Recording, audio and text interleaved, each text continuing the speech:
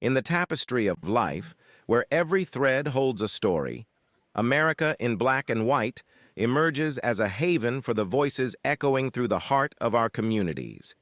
In this podcast, we wade through the rivers of our collective experiences, celebrating the vibrant hues of change brought forth by the whispers of hope and the roars of action. It's more than just a conversation. It's a journey into the heart of our society, illuminated by the light of those daring to dream and do. Join us, and let your voice be the melody that guides us toward a dawn where every color finds its place in the masterpiece of our shared destiny. Together, let's paint a future brimming with the positives that dwell in our minds and the actions that shape. Good evening, ladies and gentlemen, and welcome to another episode of America in Black and White. I am your host, Charles King, and tonight we have a very excellent show for you with a really great guest. Our guest tonight is Mr. Matthew Harris. Matthew Harris is a licensed real estate agent based in Atlanta, Georgia, with a passion for helping individuals and families achieve their real estate dreams. Born in San Antonio, Texas, and raised in the vibrant city of New Orleans, Louisiana, Matthew brings a rich, diverse background and a deep understanding of different cultures and communities to his work. Matthew's academic journey reflects his commitment to excellence and his strong analytical skills. He earned a bachelor's degree in political science, law, from Atlanta Metropolitan State College and Georgia State University, where he developed a solid foundation in critical thinking, problem solving, and effective communication. These skills have proven invaluable in his real estate career, enabling him to navigate complex transactions and deliver tailored solutions for his clients. Before entering the real estate industry, Matthew built a versatile professional background that spans multiple fields. He has extensive experience in IT technology and call center customer service, where he supported clients in utility services, IT services, and Medicaid.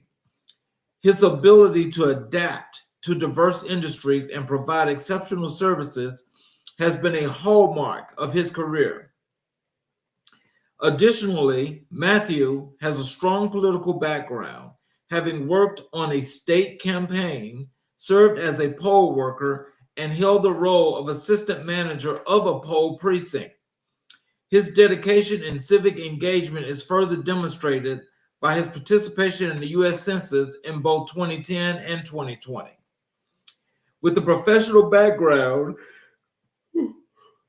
that has honed his confidence and expertise, Matthew strives both independently and as part of a team. His ability to tackle challenges head on ensures that his clients receive timely, efficient, and effective services, whether assisting first-time home buyers, seasoned investors, or sellers looking to maximize their property's value. Matthew is dedicated to making the real estate process seamless and stress-free. Ladies and gentlemen, I'm going to bring to the show Mr. Matthew Harris. Hello, sir. Hey, Charles, how you doing? I am doing just excellent. How are you? I'm doing amazing. It's good to be here. Well, I'll tell you one thing. It's great to have you here on the show. Is there anything you'd like to add to your bio before we start the show? It pretty much covers, sums it up to me. Okay. I mean, I also did a little bit with the U.S. Census Bureau as well, 2010 and 2020. So I was a young 20-year-old. I believe that's the beginning of January. Yeah, January, and then I did the second time in 2020. That was in the height, with the whole pandemic. Yeah. I actually worked on the 2010 census as well, but I didn't do 2020. Okay. Yeah. That was pretty cool, though. I learned a lot of things. Oh yeah, same here. I learned a lot of things and met a lot of great people, and a few of them us became close friends. Oh wow, that's what's up. That's a great thing. Yeah. So as we dive here into the show, we're going to start out with this wonderful work that you're doing now as a real estate agent. hmm Can you tell us what inspired you to pursue a career in real estate? What inspired me was to be a service for people. I already have a background in political science, graduated with an associate and bachelor's. So I was still kind of trying to figure out what I really wanted to do and how I could be a service for people. Because I know I didn't want to go into government or be a politician. Just I didn't think that really was going to be my my field. I've had professors and high school teachers tell me, "Oh, you have the right mindset and everything, but I promise you, once you're elected and you get in there, they're gonna corrupt you." And I was Mhm. like, "Wow." Oh wow. Yeah, that really impacted me. So I was doing the IT and call center with not just computer support, utilities, Medicaid, and towards the end of the 2010s, I was trying to still figure out how can I be much at a better have a better impact, and for me to actually be a direct service for people instead of behind a desk. Well, so tell us, what was the process, or what happened in between the time you being born in San Antonio, Texas, coming to New Orleans to coming to Atlanta? What was the transition about, and how did that happen? Well, we had family already in San Antonio, so my mother decided to go visit family while she was, I don't know, 6, 7, 8 months pregnant, and ended up um, having me there in San Antonio. We stayed there for maybe like 3 or 4 months, and then we immediately went back to. She took me and went back to New Orleans, and I was Okay. raised there from daycare all the way to what's that, seventh, eighth grade, Hmm. ninth grade. I'm sorry, because I came to Atlanta. Hurricane Katrina landed in August 2005. So I finished the 10th grade here in Atlanta at Pepperbrook High School in Mableton, Georgia. Oh wow. Okay. hmm And so your stay here in Atlanta and actually going into real estate, was that one of the things after, well, while in college, that you kind of like put those two together, that this is more than a match? Not at that point, because at the beginning, Mhm. after I had transferred to Georgia State, I had my first job at a law office in downtown Atlanta. I was a legal assistant. So I should go back and say that doesn't totally sum it up. There's some parts I forgot about, but I Mhm. actually worked for two law offices as legal assistants, and those were a how should I put it? I learned a lot because I didn't really have a mentor or anybody, so it kind of was like kind of short term. So I learned a lot, but then I switched over to another law firm, so it was kind of like a transition from one job to one job. So I learned a lot even without having someone to mentor me. I know what to look out for, how to conduct myself, how to actually do the work. So it was a lot of lessons in those two jobs, legal professions. So can you describe your journey to becoming a successful real estate agent? So that actually has a 2 to 3 year type of thing. I think I started studying and actually becoming serious about to study for the pre-licensing course in 2019. Mhm. And then I started to wasn't exactly serious. So you know how you start something and then you put it down and then you don't exactly finish the school or the class. So I kind of half days my way between those, and I had to do another class, which actually the second time around in 2020, right when the pandemic happened, and something light flicked off in me and said, okay, you have to be serious. You don't know if something's crazy is gonna happen in the world. Now you see what happened with the pandemic. We all was shut down. So I was like, I need a real serious type of not just career, but something that's gonna be impactful. Mhm. So that's kind of what you're just, and it kept me connected with legal, law, contracts, as political science we do with a lot of government and contracts. So, and also being a service for people. Oh, wow. Much more closer than politicians, at least that we have. And I don't want to be take a jab at politicians, but we actually have a code of ethics that Right. we have to know. Right. Well, no, that's not a jab, because what you're saying is actually true. It's just that a lot of people don't actually point that out or say it out loud. You Mm-hmm. know, where a lot of times we need to, as the lay people, as they call us, we're just the regular folk. So we Exactly. need to call that out. Right. So what do you find most rewarding about helping clients to buy or sell their homes? Seeing their faces light up that they have made it to the end of the journey that they had first started out. Because at first they're looking for someone who is going to be that expert to guide them on this difficult, most expensive purchase or sale of their life. Mm. So yeah, And seeing them. Mhm. so like when you meet your clients, I mean, like, how do you establish good rapport with them? I would introduce myself, find things that's relatable when we're having conversation, and just seeing that how I can provide value to them. Exactly what do they need, and how can I be an assistance. So, how do you approach building relationships with your clients in such a competitive market? Whew, that's a good question. That's a very, very good question because it's very competitive. Because there's more. You can Yes. argue there's more real estate agents than almost homes, kind of. So because Yeah, everybody being wants here in Atlanta, because the market is very competitive. very competitive, and everyone knows a real estate agent, just about, I think. Mhm. Yeah. So I would say I think it's about personality.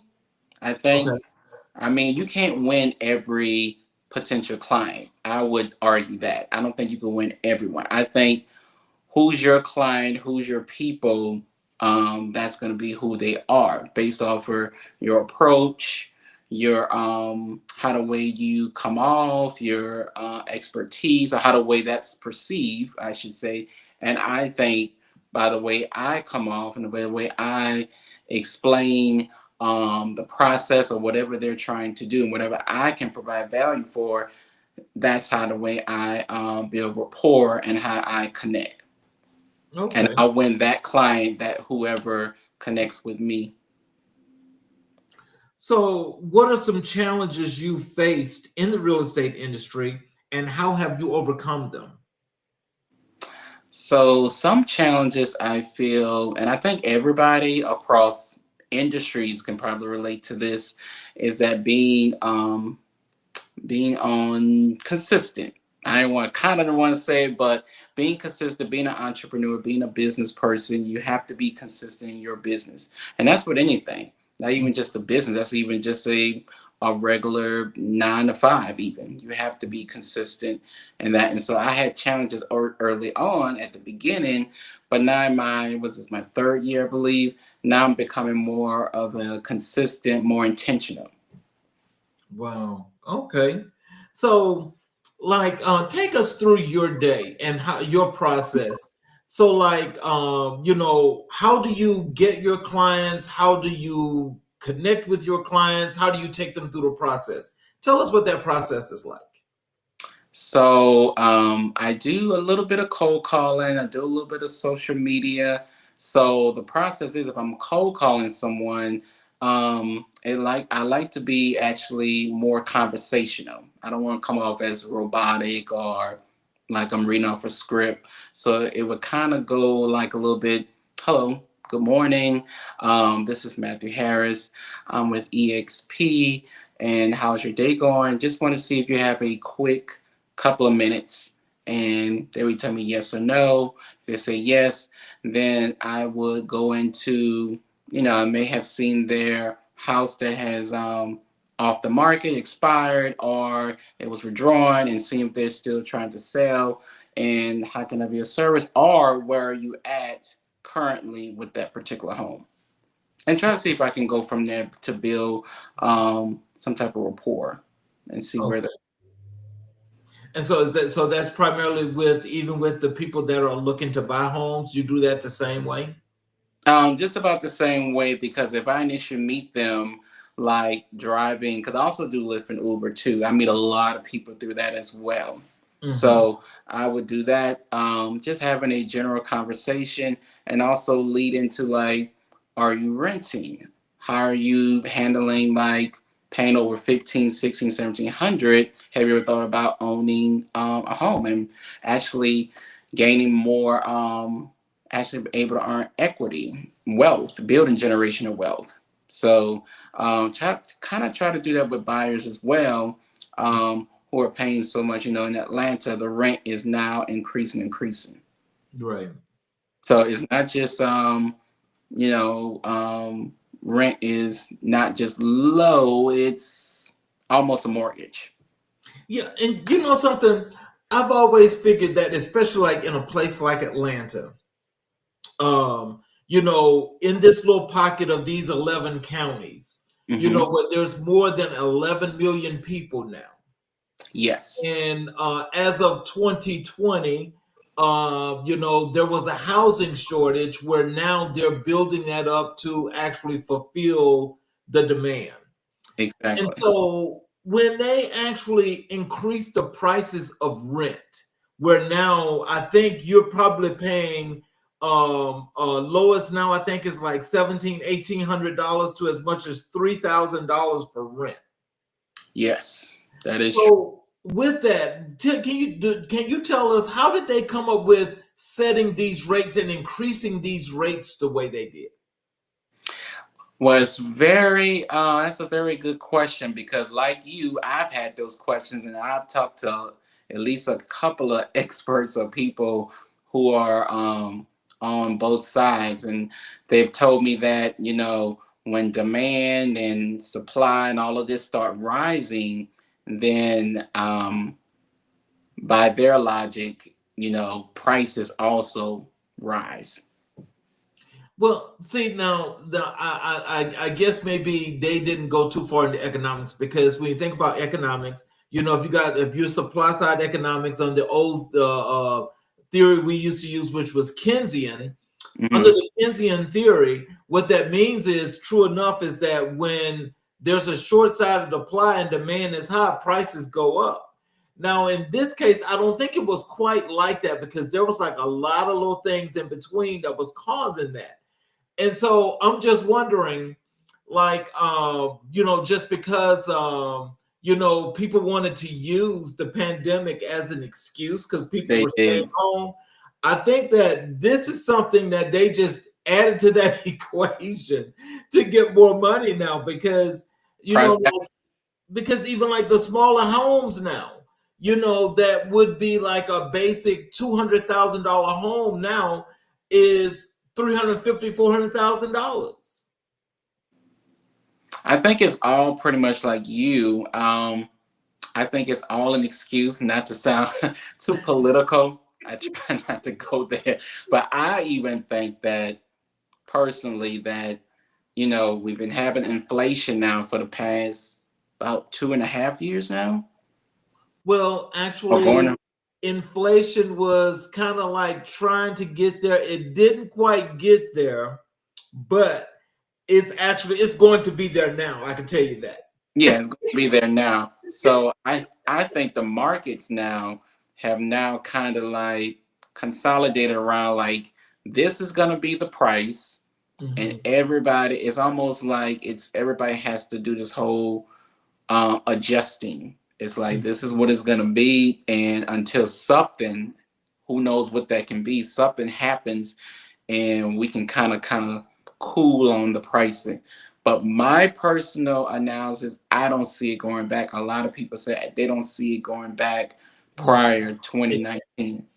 it won't. There's no way, because if it did that, then believe me, there's going to be an enormous amount of issues happening to where the product that people are looking for is definitely not what you want. Yeah, definitely not. Definitely not. Um, so, how does your work in real estate connect to your broader goals in community engagement? Hmm.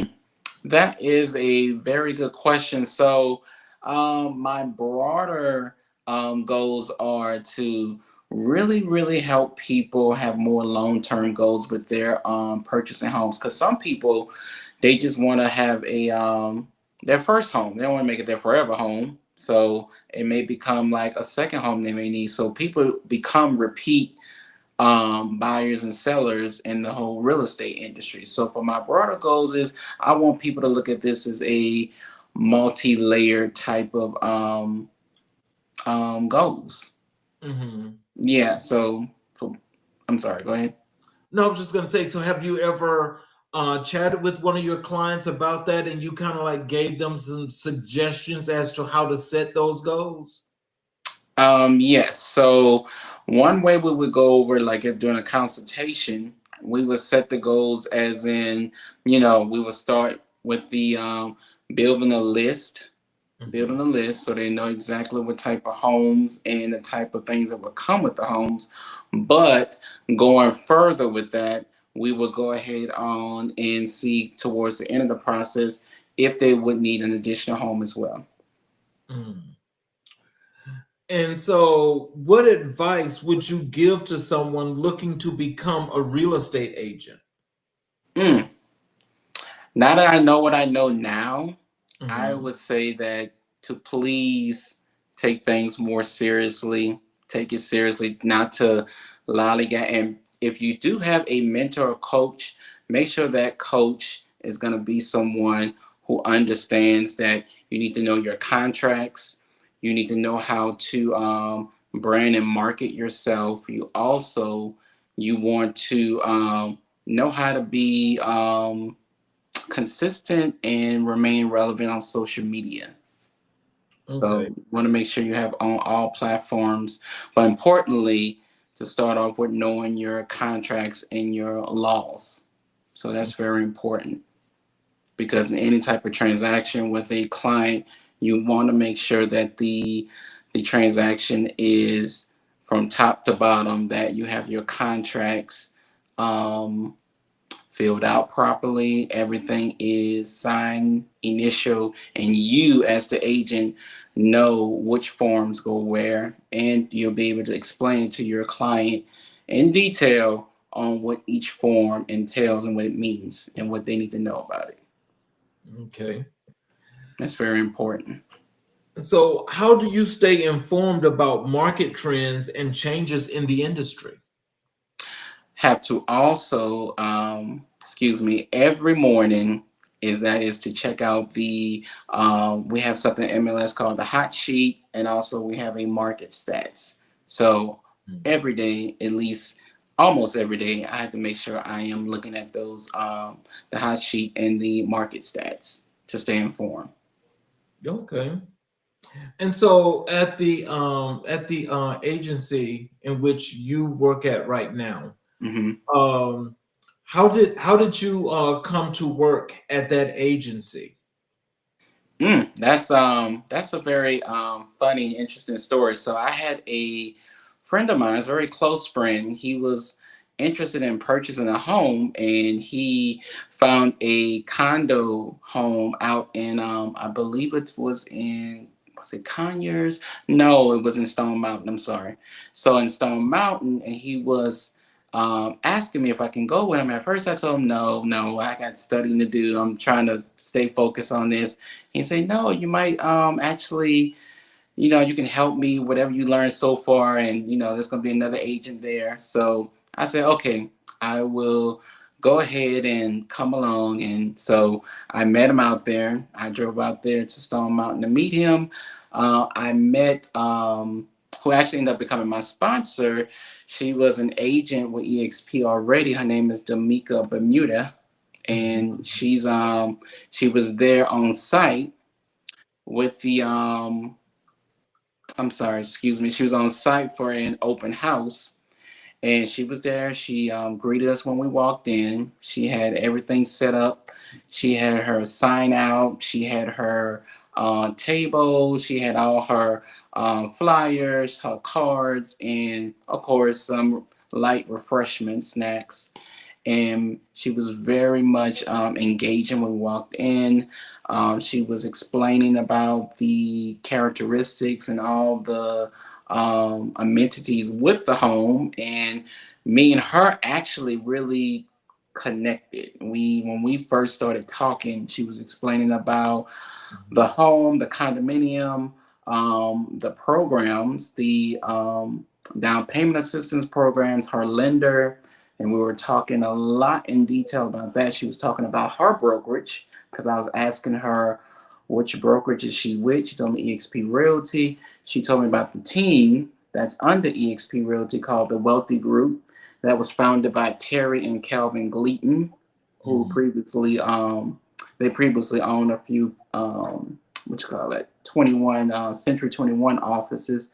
So she told me about the Wealthy Group. She told me about EXP Realty, the brokerage, and she told me how the team, the Wealthy Group, was such a very family-oriented team. It has over 100 to 200 agents, and we have weekly masterminds there. We have weekly trainings, and she was telling me about how EXP, it's an iCloud brokerage, but they do have many teams across Atlanta, Georgia, and across the country. And she was telling me how the team provides a lot of mentors for you to choose, different classes in person or online, and the different things they programs, the CRMs, the different other amenities for the agents. So I was like a sponge soaking all that information up, and I love her energy. I loved her the knowledge that she had possessed that she was giving me. And at that point, she invited me to her retreat. They had a retreat, the Wealthy Group, out in Mobile, Alabama. So I drove from Atlanta, was about five hours and some change to Maybe Mobile. 5 hours. That's my hometown. That's your hometown? Okay. So you know it's a 5 hour drive to Mobile, and I drove there, and it was like a 3 to 4 hour retreat conference basically. And we had there was a panel, speakers, and everybody there were giving their information, top producers giving their what would you call it, a testimony, you can say, or their explanation of the industry, their journey to becoming a real estate agent to a top producer, and explaining about the brokerage. So that was how I started, how I got started. She's my sponsor, and I met my coach, Coach Deion Sanford, who is also with EXP as well. Oh, wow. And so, in what ways do you think real estate plays a role in community development? Community development, real estate. Yes. Ooh, I think real estate is basically such a foundation. It can't help but play a role in community development. I mean, you have to have agents and city council folks and everybody have to gather and know what their community is offering. I mean, homeowners come together. You have zoning. You have different things that go in the community. Any type of infrastructure issues or anything that come together. So people have to come together, and real estate plays such a big part in community development. That, to me, just off the top of my head. Well, to some extent, when you think about community development, you get to thinking about, for one, the people that are there, what it looks like, what can be done to make it better. How do Mm-hmm. you bring the people together with the camaraderie where everybody's playing their role in their parts? Yeah.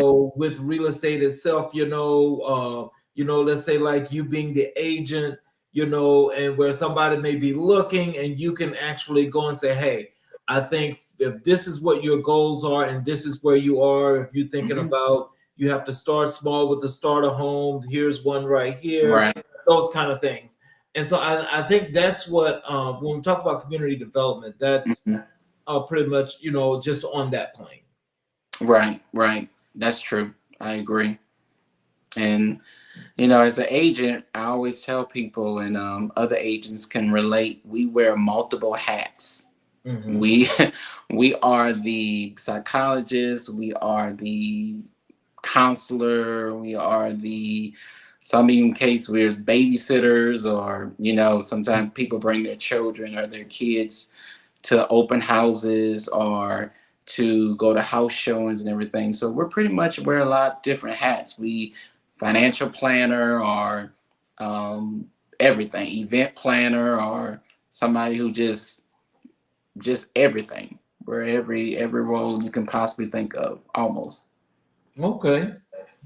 And so, how do you emphasize inclusivity and diversity in your real estate practice? Diversity. And inclusivity. Hmm. I don't think I really so far have done much as that as far as diversity just yet. Okay. Because right now I am open to anybody who I can work with, Hmm. regardless of color, race, gender, national origin, sexuality, identity, all of those things. So me personally, I am definitely gonna be emphasizing diversity in any client who I work with. So, do you have plans or goals of actually taking real estate to the point where you actually open your own firm? Yes, I have thought about that. I was actually speaking with a few colleagues and a real estate instructor. We were talking about broker classes. So when she mentioning that she was going to actually be teaching broker classes, I'm actually going to be taking up on that. So in the next couple of few weeks, or I believe in the next month or so, I will be pursuing broker classes. Okay. And so, tell us. So, for all of us that's listening, what does Matthew Harris real estate firm look like? It looks like a beyond the office and everything looking professional, clean, nice, and nice office and all that things.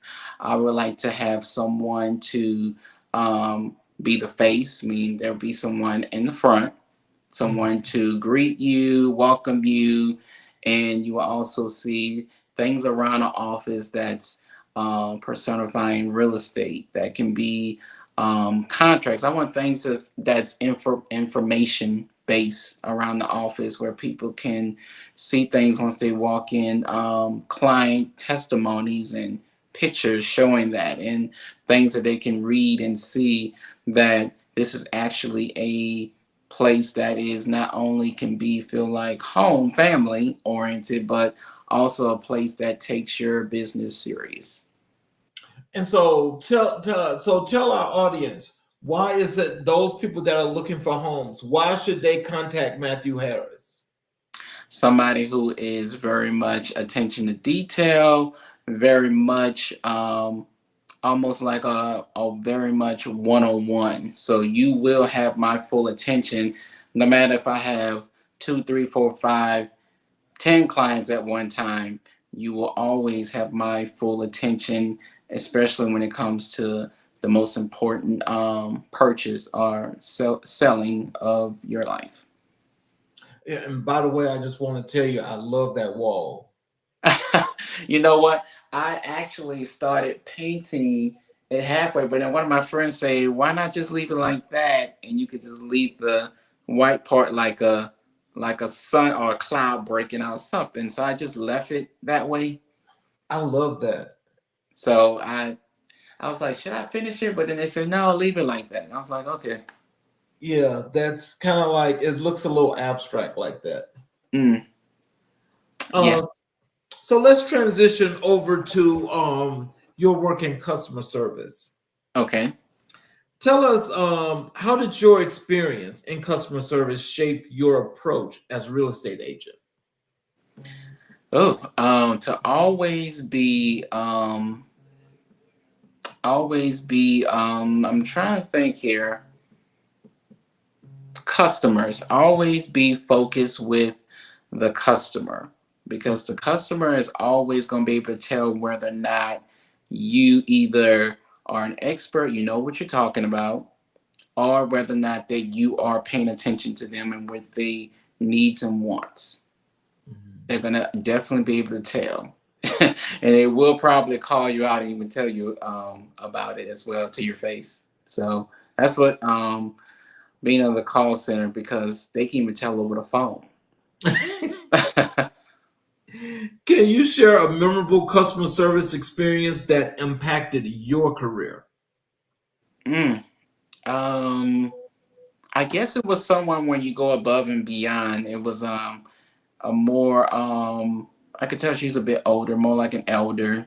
And Mhm. I stayed with her.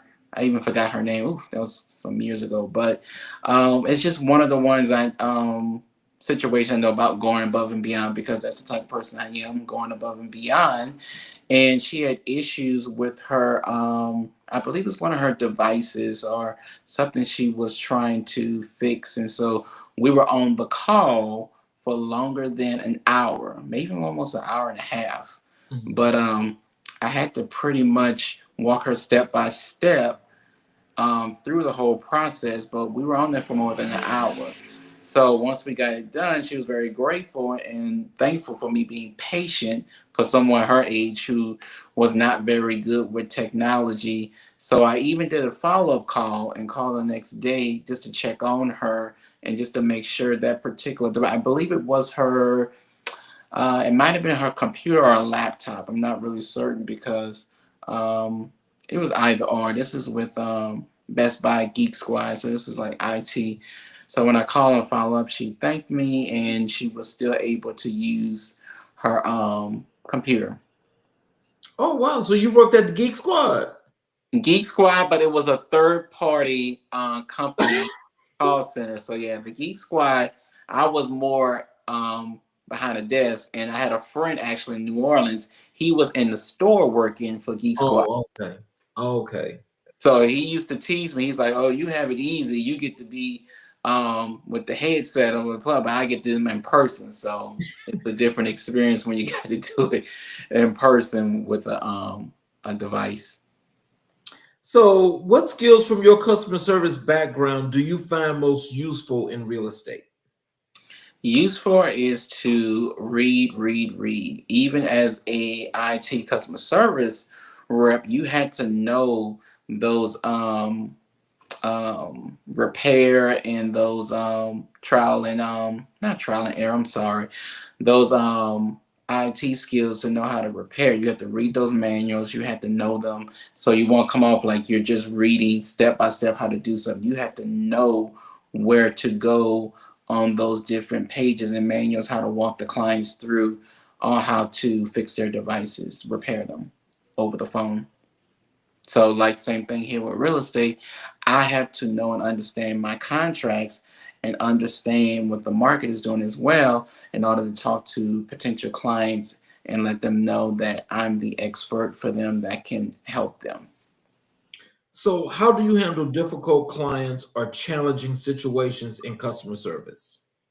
And customer service, so instead of just transferring them, before we even do that, we go through every step possible. So after we go through every possible scenario in our manuals or what we know from our trainings, we will have a supervisor will also join in and we'll work together to do it. So connecting that to real estate, we have coaches and mentors who will also for me will let me know if I'm missing if I have a question about a contract, a form, or if there's something that program or assistance type of program that will work best for the particular client that I have, trying to find out what best works for their situation. So that's kind of like the process that I would use even from doing customer service. There is a multi-step layer to this. So not just me, but there you have a whole team to also assist you. So, what do you believe is the key to delivering outstanding customer service? Outstanding. To the key to delivering outstanding customer service means communication. One of the things, at least the top things that I think is communication, and also providing, having your all of your materials, your everything, that guide. As if I'm dealing with a buyer, there's a buyer's guide. So Mhm. you know step by step what this process is going to entail. So you have to make sure you have everything ready as an agent. You have to be communicative. You have to have your buyer's guides. You have to have all your information for the client available so they know that this process is going to be smooth and it's going to be very seamstress, very smooth and easygoing as possible. So, how do you measure customer satisfaction in your work? Well, a little bit from what I just was saying here, I try to make sure, not even just try, but now I'm making sure I have everything um, ready for clients. The the guides, the information, me that I'm ready to make sure I'm calling, texting, making sure they're up to date on every step. So you got to have your guides, you got to have your information, and also you as an agent have to make sure you're on top of everything, dates, everything they're going to be signing, the process. Which once we're under contract, there's a due diligence period. There's an appraisal period. We have to make sure everything is in, everything is checked. You may need to have that electrician. You may need to have a plumber. You have to have your vendors. So that's another thing.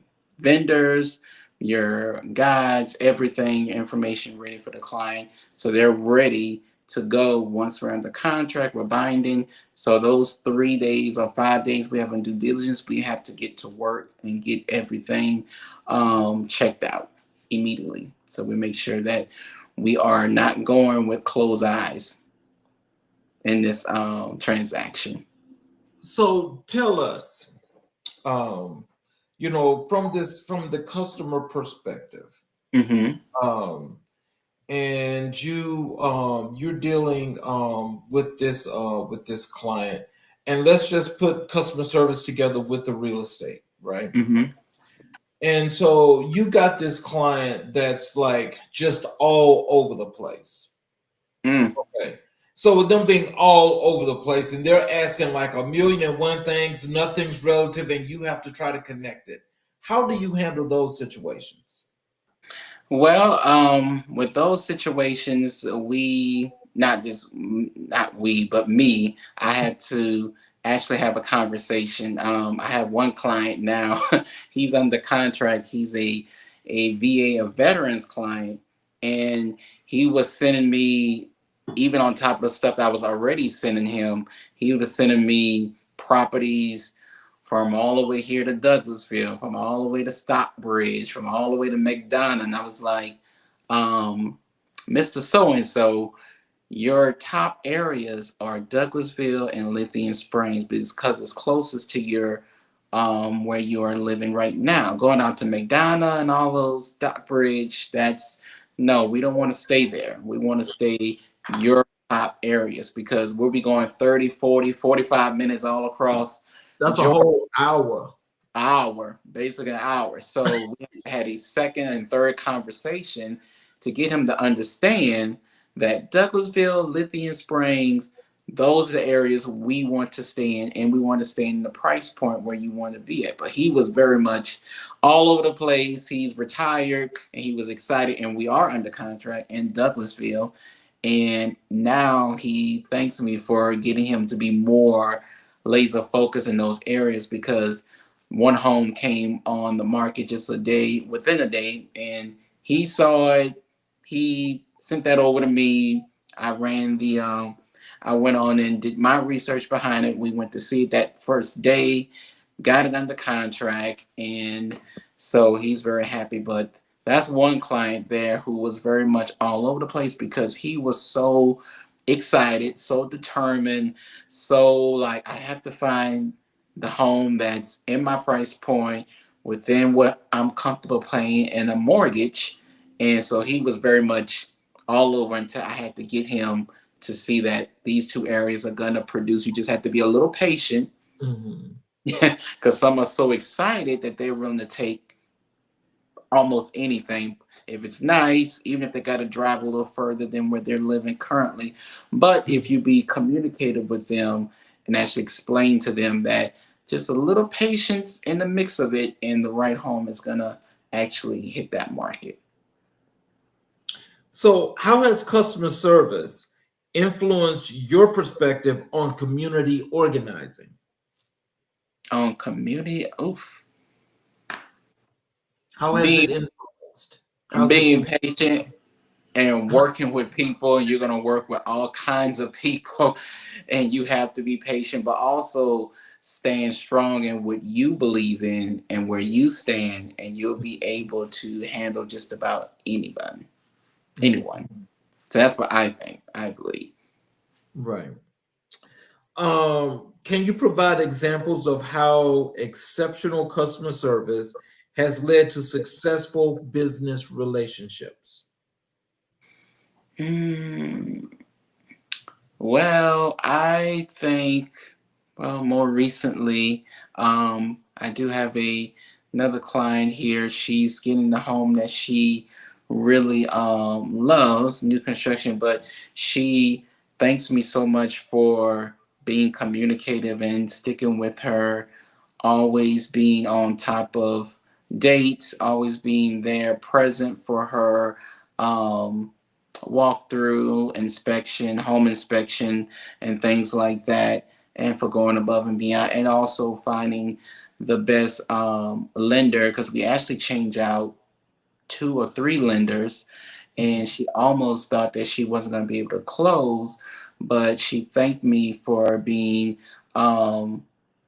attentive to details with her about the contracts, and also finding that lender was going to help her close, because she thought that the deal was going to fall through and that she wasn't going to actually close, but she's closing next week. So, yeah, you have to be above and beyond, and don't let one door that shuts, and actually keep pushing to find another door that's going to open.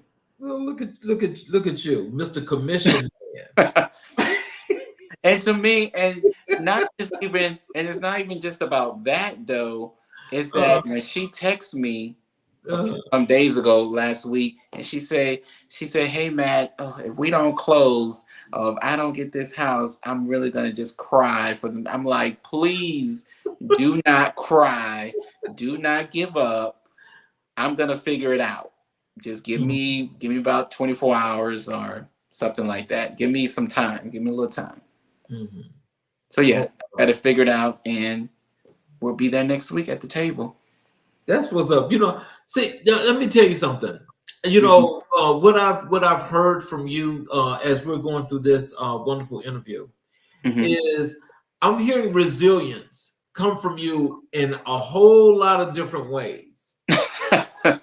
I am. And I mean, that's a good thing. And so I just want to ask you, outside of this interview, like, what makes you so resilient?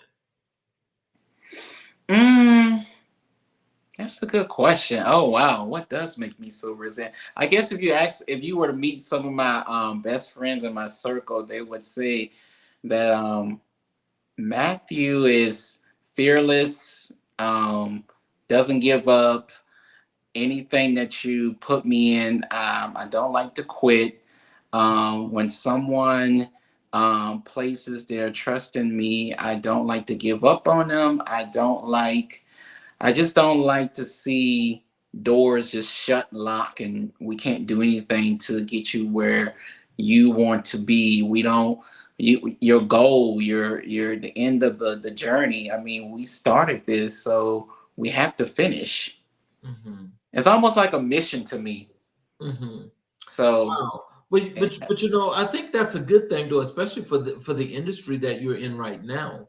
mhm. Because you know, as you say, sometimes things can be up and down, you know, and in And the process of that up and down time, I mean, you got to be up and down, but you've got to maintain some kind of consistency where you're not running, banging your head up against the wall. yeah, and you can easily do that too.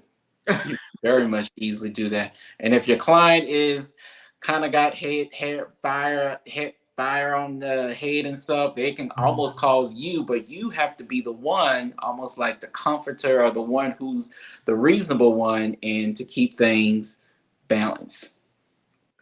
So, how do you ensure your clients feel valued throughout the real estate process?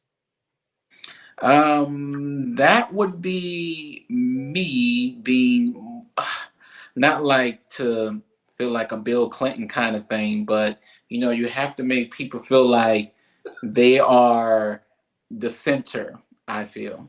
They Mm-hmm. have to make sure they're the center and make sure like, oh, I'm the only client around here, even though they're not. But people love that feeling like they are the ones who are your center and they are the ones that are getting the attention, they're getting all the information, the the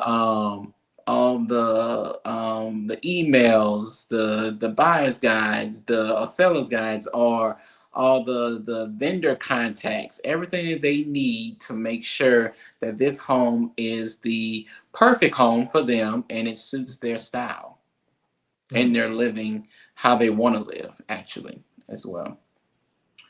So, in your opinion, what is the connection between customer service and community engagement? Nope.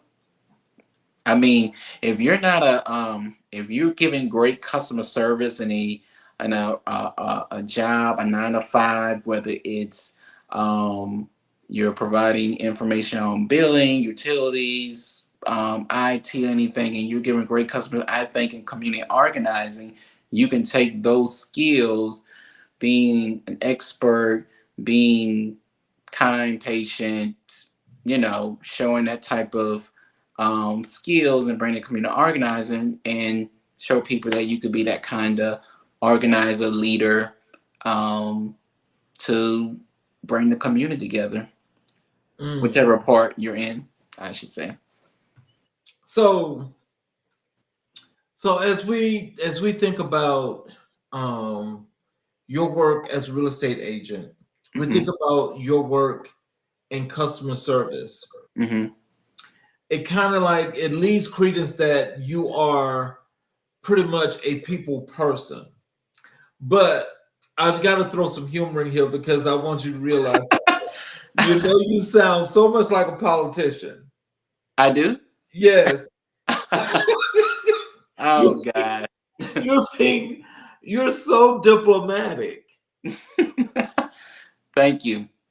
You are. I mean, that's a really good, great quality, I guess, to have as you know, especially as a young person in today's time. Mhm. I mean, that's kind of hard, and that's something that you hardly ever find. Yeah, that's true. You know, Actually, you know what? Someone did make fun of me one time because I was having a conversation. He was like, "Are you sure you don't want to run for office?" I'm like, "No." I mean, I will be a commentator. I don't mind going on CNN, MS, ABC, NBC. I wouldn't mind commentating, but being a politician would seem, not to go too sidestep too far away from what we were just saying, but I actually started paying attention to politics. I was only 10 and I saw that whole Al Gore, George W. Bush election night fiasco. 2004. Hmm.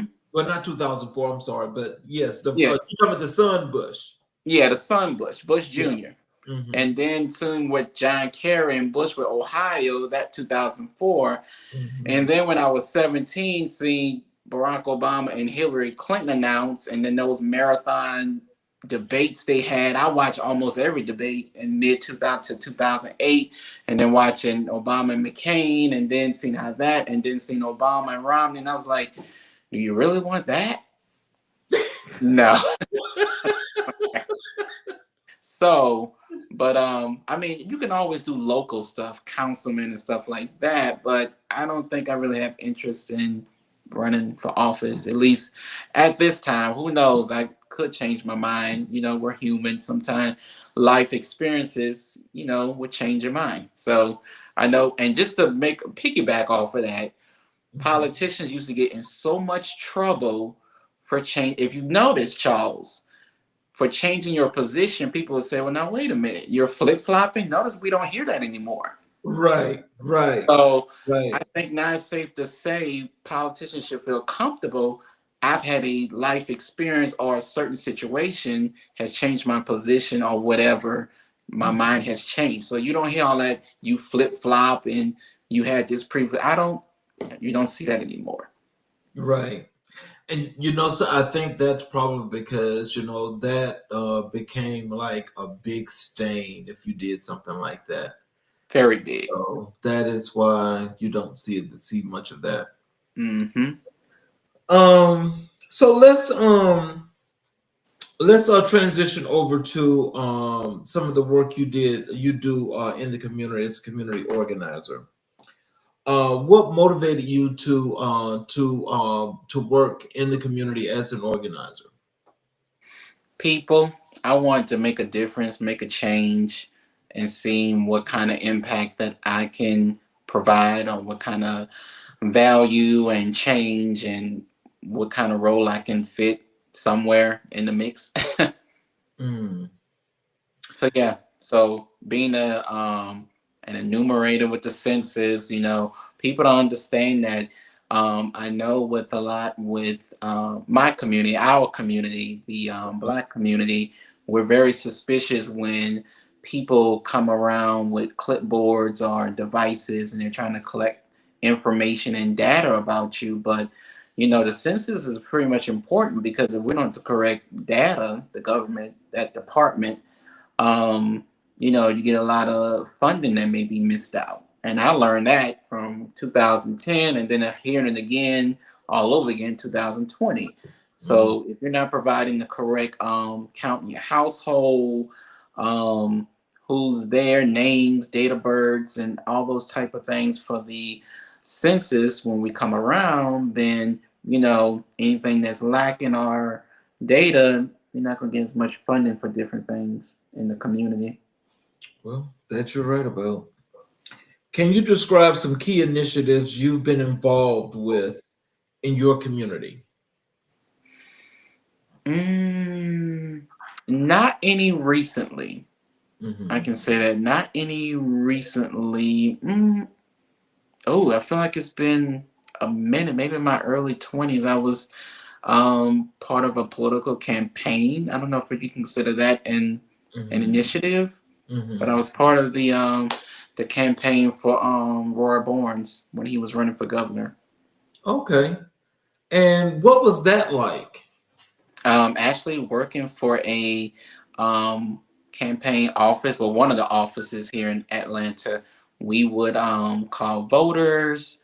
We would try to, I guess you would call it a form of cold calling, or just getting a voter list and see if we can potentially call those who are not exactly Democrats but are more voted either way or anything like that, and see if you can make the case for Roy Barnes, who was running for governor, and all the things that he was running on, the issues, and swaying them. Also, we would go into the community and door knock as well. Well, I can feel you on that. That had to be interesting. Now, the one thing I will tell you is that I don't know. Tell me, how do you feel when you're actually going up to somebody's door to knock on the door? How does that make you feel? A little nervous, but also we were prepared because we did role play, scripting, and then we always had someone with us. So just to be safe as well too. So it was always two of us. Well, because you know, I don't know when well when I did census, of course I did HR, but Mhm. I mean I would always hear these horror stories, you know, because I'm out here and you know, at the Douglasville office, and it had Okay. just opened in 2010. Right. And when it opened, and those people that had to go around in some of those Hmm. areas, Right. oh man, I mean, it was some horror stories.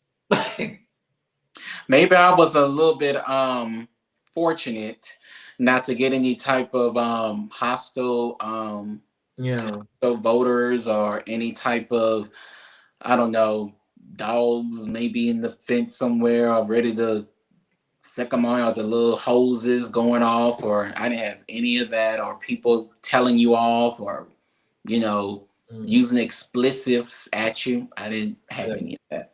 Yeah.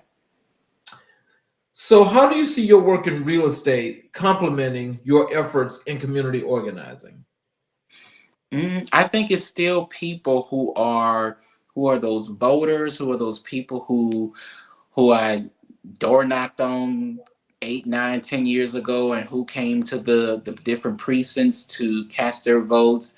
They are homeowners, they are potential buyers, they are people who also need my service as well. So I feel like they cross lines. So those people who do those things as civic duty, and they also need my service as a real estate agent. And so, what challenges have you faced in mobilizing community members, and how did you overcome them? Mobilizing, I wouldn't say I did any type of mobilizing. I was Okay. more the, I would think I would be more in the I don't want to say supportive role, but just in the role I was in at the time, that I made sure I actually make the effort to do my best in that role. Mhm. Whether it's enumerator, whether it's precinct poll worker, whether it's assistant manager, and you have to make sure you're very much being diligent, attention to details, and actually making sure to get the job done. So, how do you engage with the local community to understand their needs better? So, hosting open houses, Hmm. um, hosting home buyer seminars to educate the community on home ownership, whether it's in person or online. Hmm. Um, also, that's pretty much it as a real estate agent, that I can really reach out with the community talking about home ownership, open houses where I can be there to educate. Hmm. Home buyer seminars, another educating venue, whether that's online or in person. So to engage the community as a real estate agent, those are the venues that I usually go through. Okay, now we're gonna pivot to the final part of the interview here, where we do Black History 365.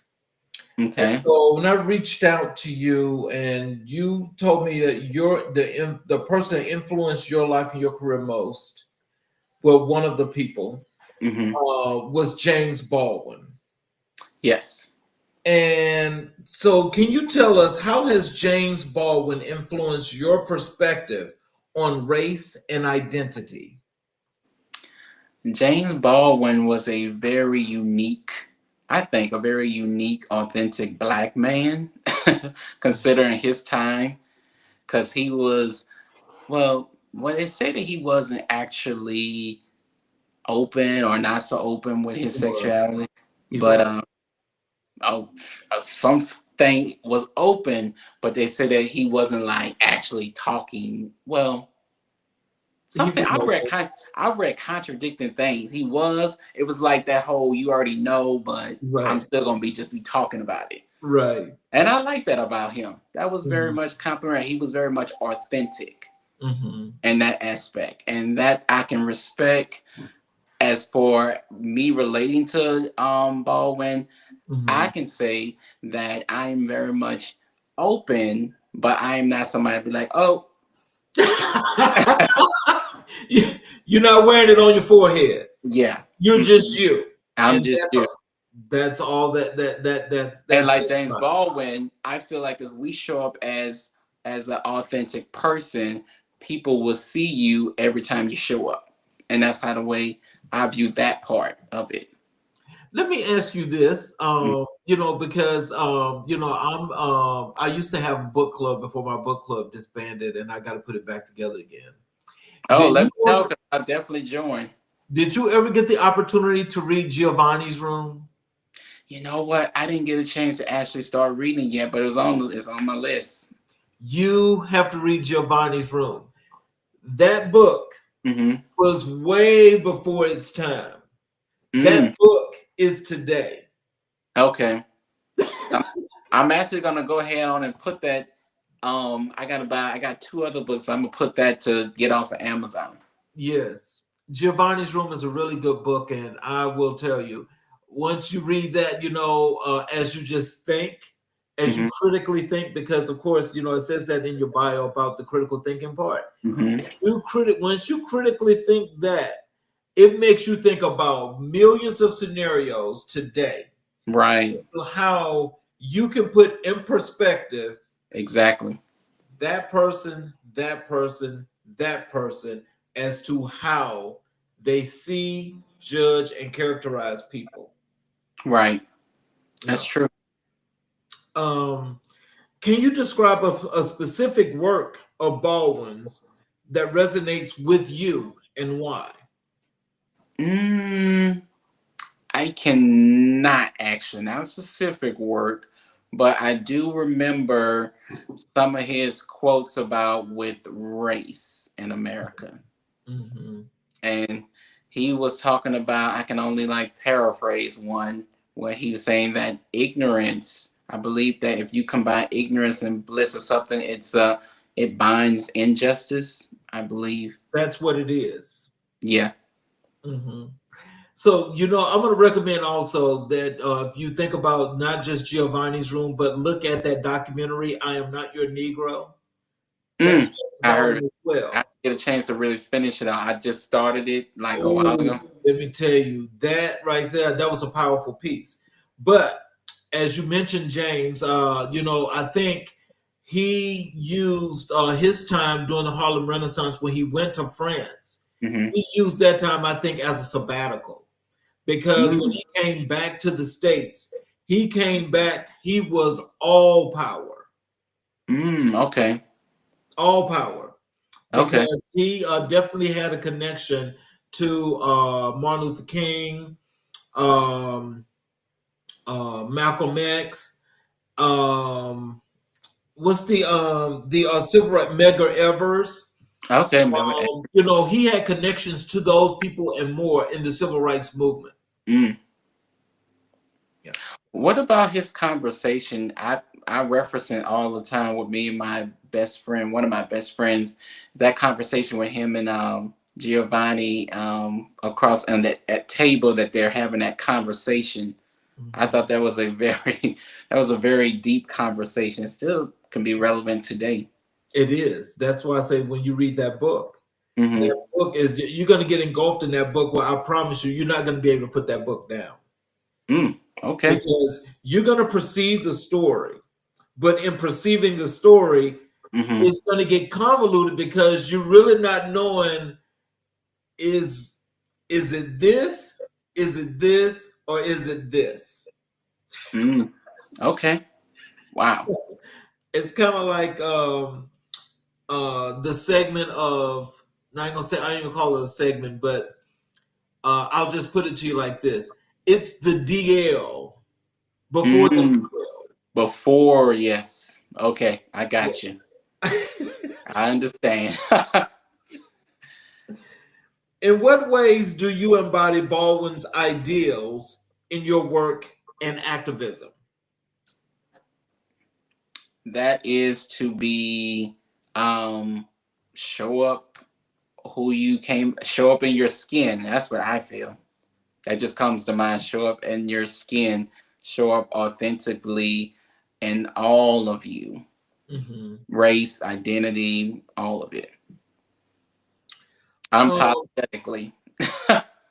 so, how do Baldwin's writings shape your understanding of community and belonging? Mm, well, I'm gonna say community is what you, I feel personally, community is what you make it. And I've made my own community.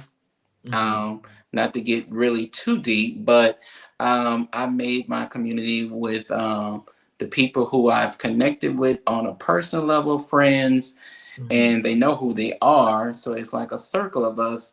And I've told them personally, in person, over the phone, that you are like my family and community. Mhm. And you give me a sense of belonging. Well, you see the thing is, like with James though, just Hmm. one of the things that set him aside from a lot of creators, Hmm. during that period, is like they all attacked civil rights in different ways, but they all were all about the community and building Black people to be what they are and where they should be. Just Yeah, like this platform is the same way. right. And so what he was about with that is he wanted to he let it be known on all the shows he went on and everything, is that he had to make sure that not being, as they would call him back then, an uppity Negro, being Hmm. nice, but they could not take, the sharpness of his words, Yeah, because that's true. he had this way with words that would just Mhm. cut you. Oh my God! And he would say Yep. it so nicely, but the words mean what they mean, And he said what he said too. and he says what he says. Yep. That's what makes him so special. What lessons have you learned from Baldwin that apply to your career in real estate? Mm. I would say to apply the lessons of building, well, as far as building the community and his lessons, I would say real estate, we can use real estate to build back Black generational wealth. That's Mhm. what I would say. So and that's one of the main reasons why I am a real estate agent. It's also to help those owners, well, who want to be owners, Black Americans, and that is to build generational wealth. So I think I will pull that from James Baldwin to use real estate in that aspect. Mhm. So, how do you believe Baldwin's insights into social justice inform your work as a community organizer? Mm. Um, to understand exactly the country that we live in and to understand how to navigate around it. Mhm. Um, I think his work should be one of the blueprints that a lot of Black Americans should really revisit and pay attention to, so we can understand what we are dealing with every day today. Mhm. Can you reflect on a moment when Baldwin's influence was particularly evident in your personal or professional life? Hmm. I think I just like the fact that it became evident that he was very much an authentic person. And I keep going back to authentic because to me, he just showed up as a person that this is who I am. This is how I'm going to present me, and I am going to stand on who I am because I am still first and foremost a Black man in a country that doesn't make me feel like I actually belong in it. Mm. So for me, I feel that relates a lot to me every day. So, as we go into closing, What words of wisdom would you like to leave with our audience, whether it's about real estate, you want to give them a message that you want them to know, uh, give them your website, your social connections, all those things where they can contact you?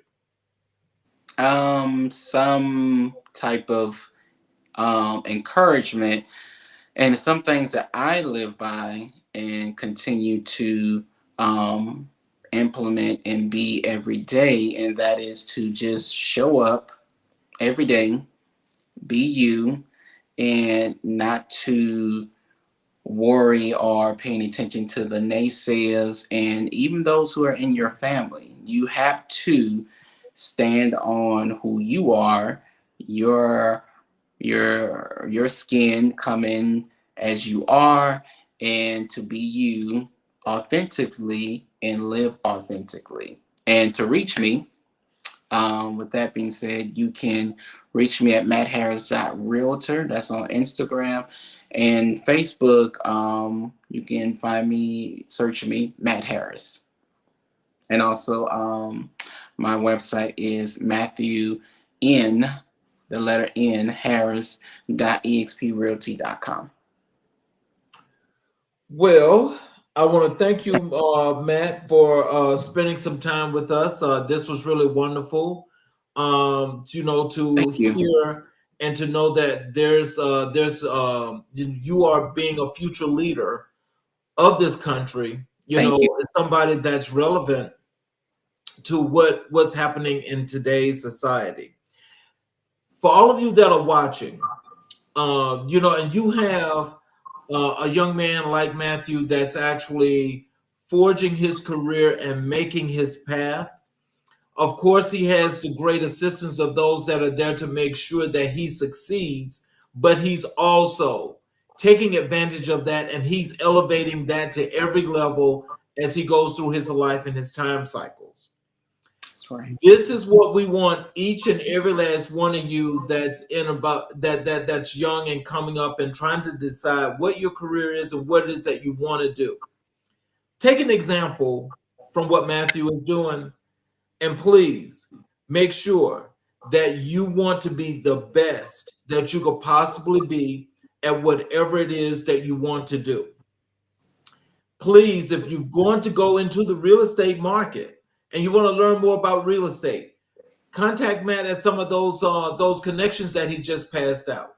I mean, reach out, ask the questions, maybe meet up, have a cup of coffee, learn what you need to learn about real estate, because, as we go on in time, this is definitely going to be one of the more lucrative careers that you could ever want to have. For those of you that are watching on the YouTube channel, please hit the subscriptions button, hit the notifications button, and also like the videos that you like, because you'll get a chance to catch every show live. You can go back and you can watch all the previous shows. Give us some feedback and let us know what you think. Tell us what you want to hear, what you want to see, and we can make that happen for you. Again, I want to thank you, Matt, for spending some time with us. I want you to have yourself a wonderful evening. We definitely got to have you back. Yes, I'll be glad to come back. Yes. And I want you all to have a wonderful evening. And please come and join us tomorrow as we have another great show for you tomorrow on America in Black and White.